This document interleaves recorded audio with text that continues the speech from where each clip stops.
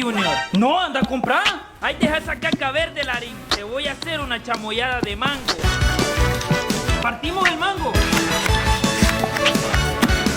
Y para hacer la chamoyada necesitamos hielo, mango, azúcar, limón y licuamos.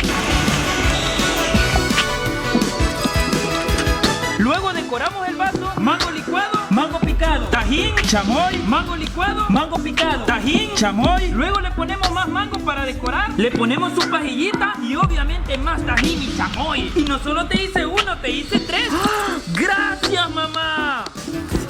¡Te quedaron buenísimos! De nada, Larín. Dame, Larín. Sí, Junior, agarra uno. Gracias. ¡Qué deliciosa está!